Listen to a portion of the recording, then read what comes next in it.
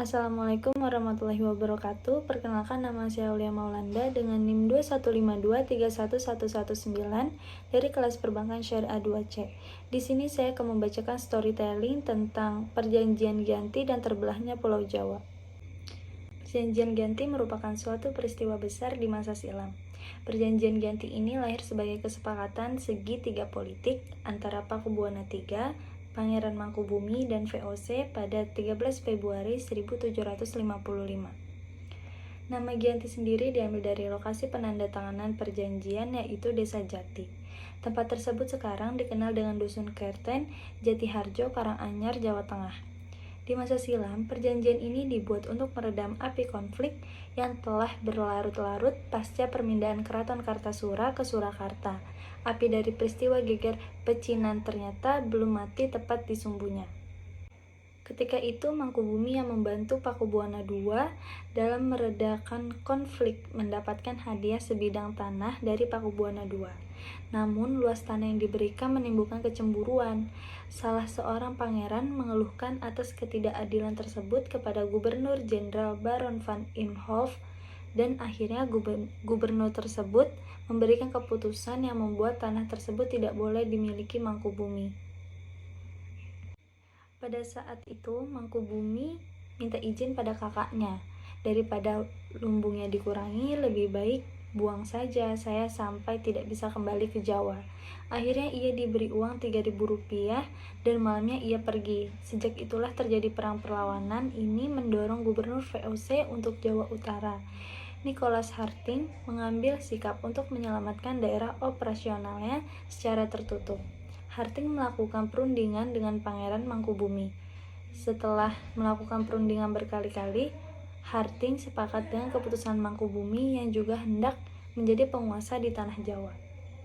Pada 23 September 1754, nota kesepakatan Gubernur VOC dengan Mangkubumi terlaksana bahwa Pakubuwana III menjadi sang pengganti Pakubuwana II, dan nota tersebut menyatakan bahwa Pangeran Mangkubumi mendapatkan wilayahnya.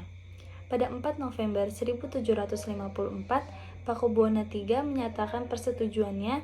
Surat pernyataan persetujuan itu disampaikan oleh Pakubuwana III kepada Gubernur Jenderal VOC Jacob Mosel. Kesepakatan ini mendorong terjadinya sebuah perjanjian besar yang ditangani di Desa Giyanti. Penandatanganan ini menjadi pangkal dari terbelahnya tanah Jawa atau yang dikenal dengan Palia.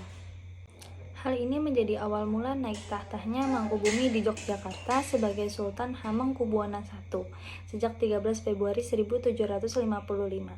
2 hari kemudian ada pertemuan yang tujuannya untuk meneruskan pembagian aspek atribut-atribut antara lain keris, bahasa, ada perbedaan injih dengan enggih, kesenian kalau Jawa Blangkon, kalau Jogja Mendol, akan tetapi keterbelahan masyarakat Jawa itu tidak terbelah seketika.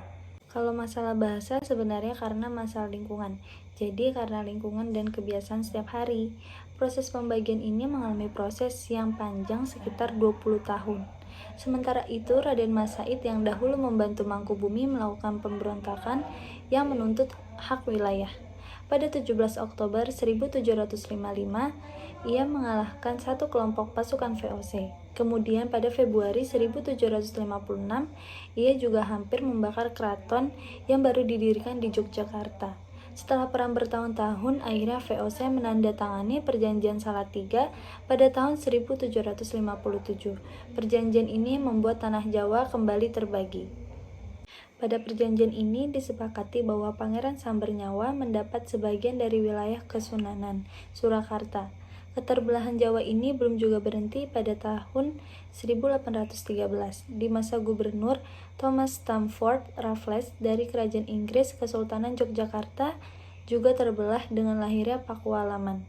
Dengan demikian, tanah Jawa memiliki 4 wilayah pemerintahan yang berbeda dan mengantarkan keberagaman. Dinamika politik yang digerakkan oleh angin revolusi pada pertengahan 1940-an membuat masing-masing mengalami nasib yang berbeda. Di masa Republik Indonesia, Kesunanan Surakarta dan Kadipaten Mangkunegaran menjadi situs cagar budaya. Sementara wilayah Yogyakarta yang di dalamnya terdapat Pakualaman menjadi daerah istimewa. Sekian storytelling dari saya, kurang lebih mohon maaf. Wassalamualaikum warahmatullahi wabarakatuh.